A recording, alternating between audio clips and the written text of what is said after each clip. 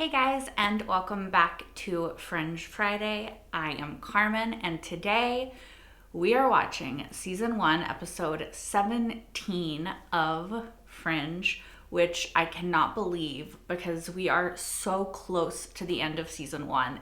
That's insane to me. I cannot wait to get into this episode. It's been about 2 weeks for me, though it shouldn't be any length of time for you. That depends on YouTube though. So I have really missed Fringe. I have been craving it again. So last episode we had, what did we have? It was the genetically modified animal monster hybrid that was not actually a result of Walter and Kelvin genetics, but a different geneticist. We had some nice touching moments with Walter and Peter. We had a lot of good stuff with Charlie. We are getting to know more about him and his life, and I am really excited about that. Although maybe in a less traumatic way we could learn about him, you know, because I would like to also know about like Broyles and Astrid, and I don't want horrific traumatic things to happen to them for me to learn more, you know?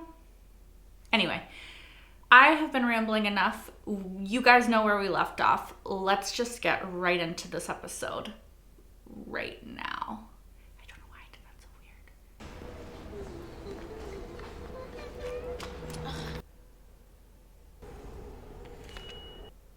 This is so ominous, the way that this is being shot. It's our lucky day, baby. I don't know that it is. Stop singing. I don't like the song.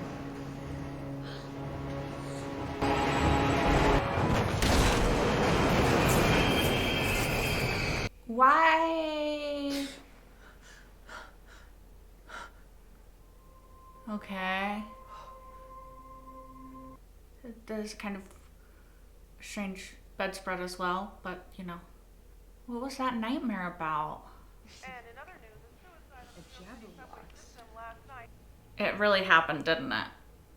Lisa Pierce, a New York City school teacher and mother of an 18-month-old daughter, flung herself in front of an oncoming train last night. Okay. So, what the fuck? I like to try to posit a scenario in the beginning of these, you know, when the title screen's going, but I have no fucking idea how Olivia saw that. I want permission to go to New York to investigate a case. A suicide on the subway. How exactly is this the case? There may have been extraordinary circumstances. What kind of extraordinary circumstances? Are you gonna tell him? That's all I'm comfortable saying at the moment, sir. Dunham, are you all right? I don't think she's great. I haven't been sleeping very well. Dunham, you're a crucial part of this operation. You're very valuable to me. Mm-hmm. Thank you. 24 hours. Then I want you back on the job, head clear. You could go and help, and Walter and Peter, you know, we gotta figure this out. Wait a minute. Have you experienced any nausea, Agent Dunham? I thought you might have teleported to New York in your sleep and killed her. Wouldn't that have been wondrous? I mean, Ergo, you are not actually there. yeah. But how did she see it? She had a bad dream. Okay, but you can't explain how she knew about that lady. She's never known her. It wasn't just a dream. I believe you, girl. But I don't know what it was. I love New York. Oh, we could catch a show. Yes! Pippin! Cats fit down the windowsill. Children fit in the snow. Walter, you're staying here. No! Aww. Why do I feel I don't fit in anywhere I go? I wanted them to see a show. The surveillance you wanted is ready. Okay. It doesn't make any sense. I remember things from the crime scene. I remember pushing her. Perhaps you compelled her to jump using your mind. Do you have any reason to want her dead? Romantic rival, perhaps? What? I didn't even know her. Then why did you kill her? Stop. Nobody killed anybody. I'm surprised at you, Peter. Agent Dunham is your friend. You trust her. She says she killed that girl. Are you so presumptuous to believe her only when she says what you want to hear? Your mother was a bit like that. Murder with the mind. That's ridiculous. Unless, of course, it happens again. But Olivia wouldn't just kill somebody. That's not who she is. She could just be somehow, like, tapping into something that somebody else is doing, you know? Why would you do that? Do what? Do you think it's okay to just flirt with her like that? Honey. What? Why are you relax? doing this to me? You cheating bastard! I can see the way you're looking at her, bastard!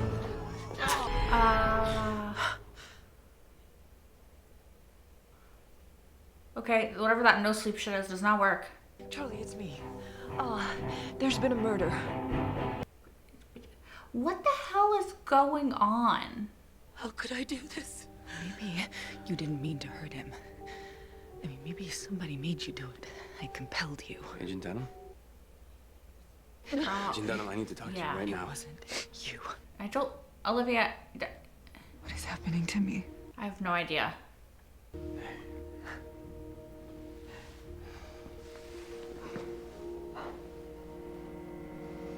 That was a cute moment. Who is sitting here? Lady, this isn't the Palmer. We don't keep a seating chart. Who was it? Whoa, whoa! Just some guy. He comes in every now and then.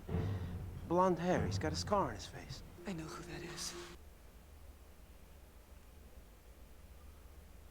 What? Who is it? Who's a blonde guy with a scar on his face? That Yeah. man that he described? I've seen him before.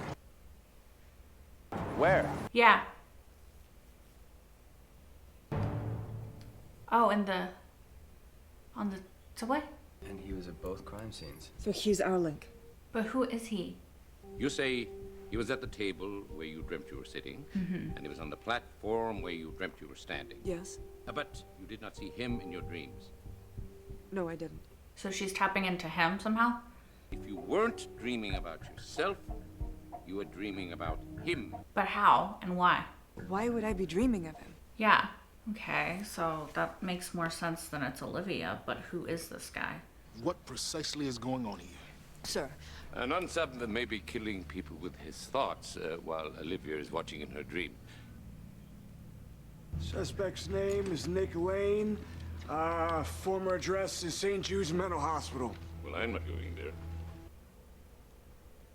I don't blame you, Walter. Is I she have a in trouble? lawsuit from a restaurant manager in New York.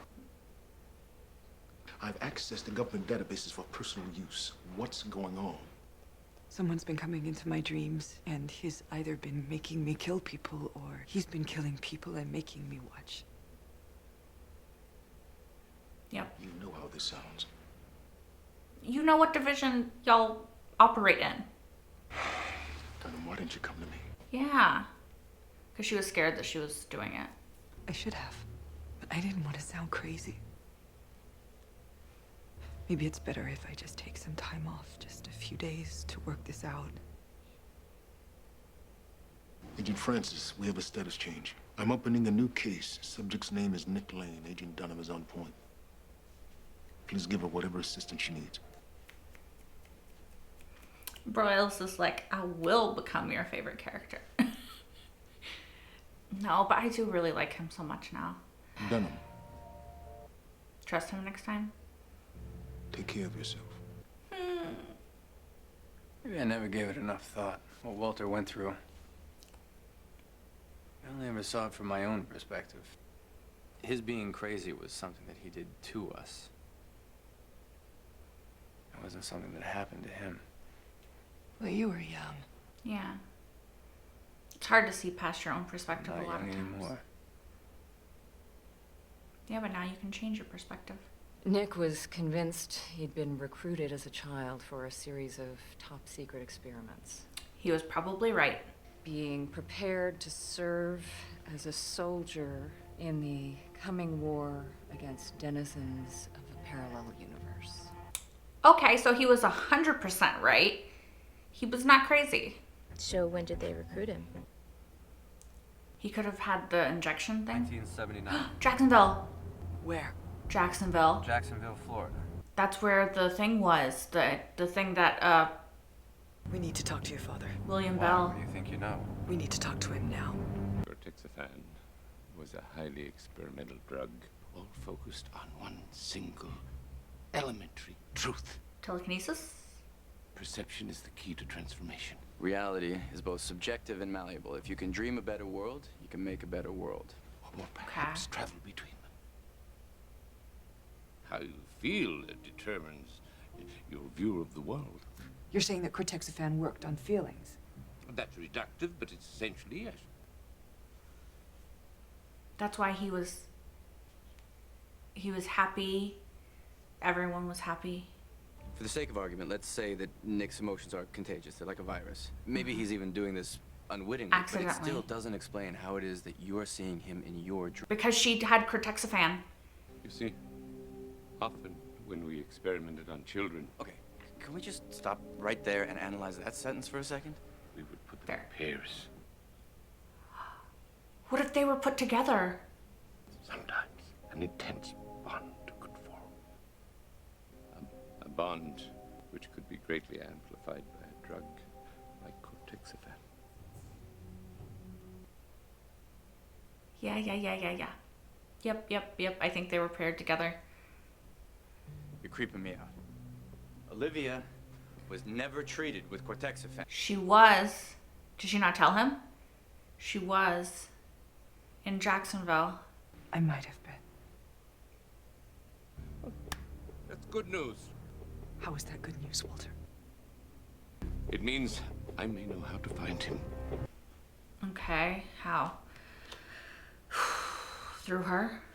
Through her dreams? Through her in reality? Is this him? I'm assuming this is him, not Olivia. I don't know though. We don't know her.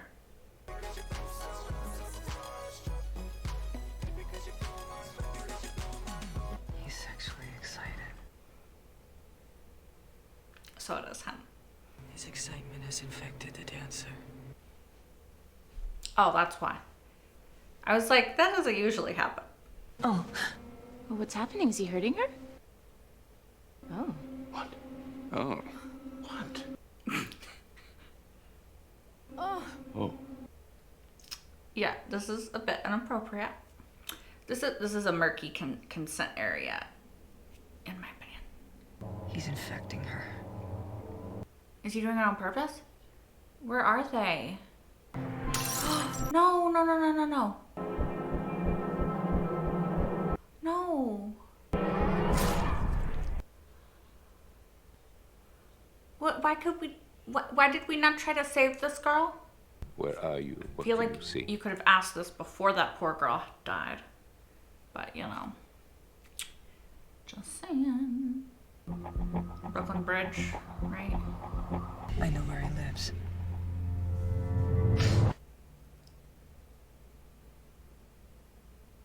Okay.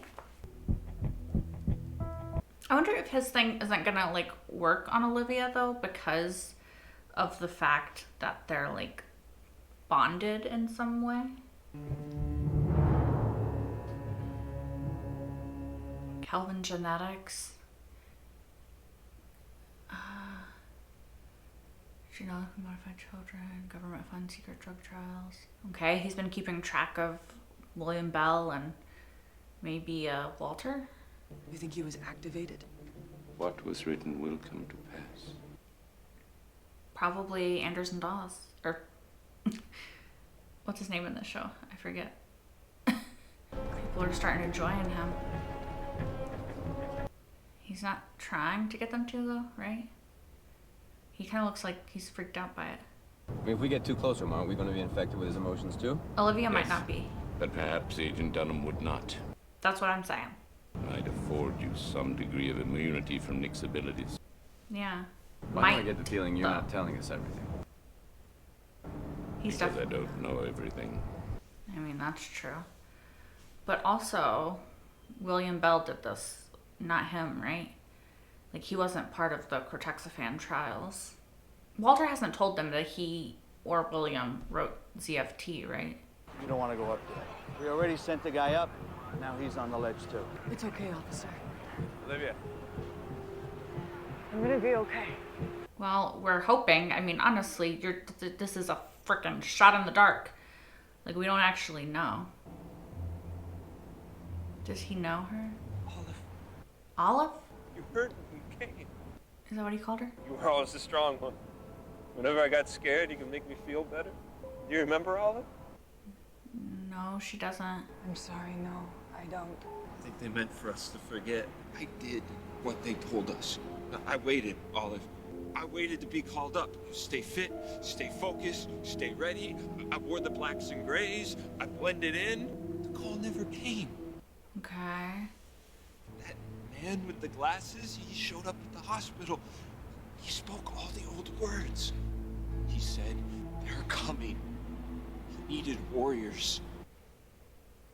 He said, what was written will come to pass. Okay. Glasses. Shouldn't have listened to him. Sometimes what we wake up can't be put back to sleep. You don't have to do this. I want to stop hurting people. I can't fight this much longer. Come down. Ah! 38 miles. Shoot me, or I will jump, and they will all jump with me.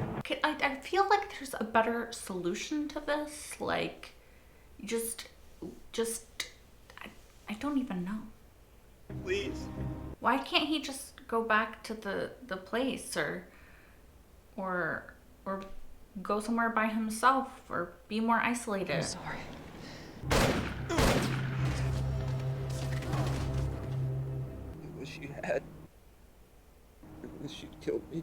You'll wish you had? Is that what he said? That seems threatening. He said sometimes what we wake up can't be put back to sleep. I wonder if he was right. Are you all right, Dylan? Probably not. Is the incident contained? Yes, Dr. Bell. How bad? Bad. Casualties? Not sure yet. We can't locate Brenner. Hell, do we know what triggered it? Obviously, she was upset with him. It's okay. It's all right now. Nobody's angry with you. Is that Olivia? It's all right, Olive. Everything's going to be okay.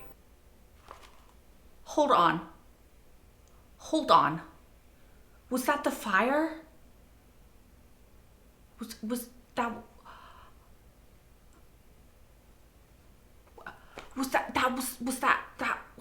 Was that the fire that killed Grams from Dawson's Creek's daughter? Okay, hold on. Sorry you guys, I gotta scrub back. I gotta try to hear what they just said. Hold on. We can't locate Brenner.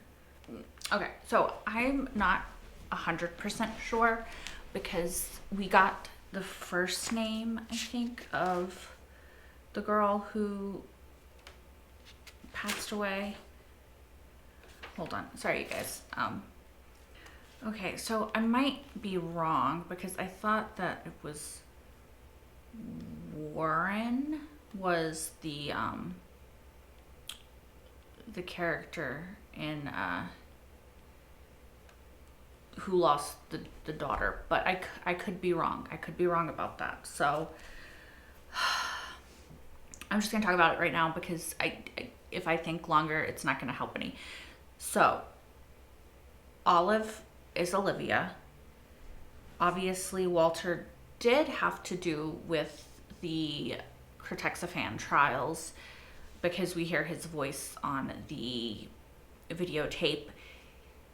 It looked like a fire. So, was Olivia responsible for the fire that killed that lady's daughter? Or is it somebody else? Is it something else? It feels weird that it would be another fire, but sorry, I don't know why I'm slurring this, but it could be. But I need more answers. I need more answers because it's not a coincidence that Olivia is being recruited for this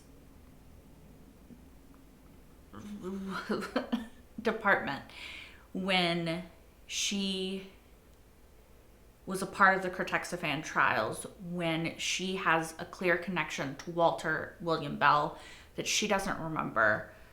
Like, everything is coming together, and I did not expect it to come together in this way. I can't even talk, you guys.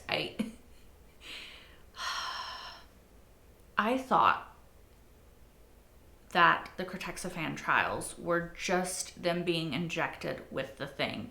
And then I guess I didn't think that they kept them for a certain length of time and studied them, but clearly they did.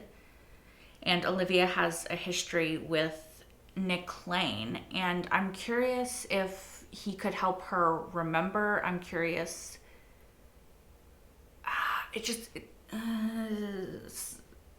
It's so connected. Everything's connected. And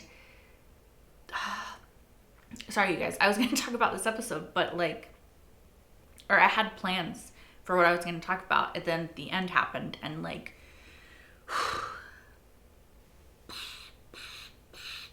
you know, I think it's really cute that they called her Olive when she was a kid. Has Walter told anyone the connection to ZFT? I'm going to highly doubt Walter is going to tell Peter or Olivia about this, but I think he should. I think communication is the only way forward, especially open and honest communication, especially between them, because I need to figure out Anderson Dawes' name. Hold on. David Jones. Okay, so David Jones, he is David Jones in an alternate dimension, a parallel dimension, a hidden reality. At first, when we watched in the beginning of this episode, I was thinking maybe it was Olivia from a parallel dimension or reality doing this stuff, and that's why the person was invisible. Clearly, they had other plans. I'm sorry, you guys. I know I keep taking long pauses, and I'm probably editing a lot of it out, but I don't... I'm trying to articulate my thoughts and opinions. I thought this was a really good episode. I love getting to sort of delve deeper into Olivia's psyche. I love seeing and learning more about her and to the way that she deals with and copes with things. I loved the, Walter and Peter aspect of it. Peter was being very comforting, and there was definitely cute moments with them. And my little shippery heart wanted to be happy about it, but it was in the midst of stressful things. So I did see it. I did appreciate it, but let me have a second, you guys. I feel like we have to meet William Bell very soon. I really need that piece of the puzzle. I want to understand, now that we know that it was, I'm going to say it was Walter that wrote ZFT. I want to understand where that came from. And I still don't know about the Observer and the kid that looks like the Observer. Forgot to look for the Observer again in this episode. We're getting towards the end of the season. We have 3 episodes left. So obviously stuff is escalating, and we're, ramping up to, I'm sure, a cliffhanger season finale. But okay. We know that Olivia can at least turn lights off with her mind, right? There's some sort of ability that was inert or inherent or something in her that the Cortexiphan amplified. So Olive, aka baby Olivia, also had that ability, but it seems like they dampened it, right? So Nick Lane said that what you put to sleep can't, ow, fuck, I just stabbed myself, sorry. That they can't always put it to sleep once they've woken it up, right? And they woke him up. They called on the soldier, and, or somebody did, the man with glasses who, William Bell, like David Robert Jones.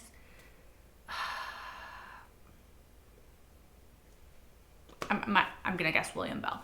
Obviously, don't tell me. I have no idea. I'll figure it out at some point. But does that mean that Olivia's asleep? And if so, how did they do that? You know, how did they make her forget enough that she is not able to tap into whatever abilities that she once possessed? You know? I'm just thinking out loud and rambling at you guys, throwing, you know, stuff against the wall, seeing if it's gonna stick. There's a lot of questions that I have. I really need Walter to be more open with his communication with both Peter and Olivia, because I feel like they are both pieces of this puzzle, and I don't think that we're going to be able to put it together, or they're going to be able to put it together unless he kind of like lets them in on the fact that they're a piece of it. You know, the pattern. What is the pattern? They're involved in it. I know that Peter is involved in it somehow as well. And I need to know more.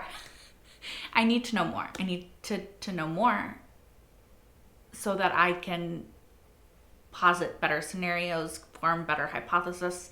I just need more. Also, it's worth mentioning the moment where, or the scenes where we saw Olivia being Nick Lane, or we saw Nick in the visage of Olivia because she was seeing through his eyes, like the strip club moment where she's kissing the dancer, I'll say. And I think that it's good that the show didn't shy away from that sort of moment, and I like that they put that moment out there. Felt a bit like for the male gaze, you know, but, you know, maybe I'm interpreting that wrong. I would totally 1,000,000% be on board with bi Olivia reading. You know, I'm just, you know, in fact, I'm just gonna see her as bi from now on, and unless the show flat out corrects me on that, you know, that's just how I'm choosing to see her, because I'm here for it. There's not really a lot else that I have to say. I think most of what happened in this episode and what is happening in the post-episode discussion is me having like little tidbits of information, and I'm trying to put it together into a coherent, cohesive whole. And I'm still missing a lot of pieces, but I need to keep watching to get those pieces. So that is what I'm gonna do. Thank you guys so much for watching this episode. As always, if you want, you can like, comment, and subscribe if you aren't already. I think that it's pretty fun to be here, but I try to talk to you guys. I try to read all of your comments. Yeah, so please let me know. If I do not respond, I always read them. And if you want, you can watch the next episode right now over on Patreon, which will be linked in the description down below, as well as my entire full-length reaction to this episode and every episode of Fringe up to this point. All right, I'm gonna go watch the next one, which you'll be seeing a week from now, or right now if you're on Patreon. So, until then, bye guys.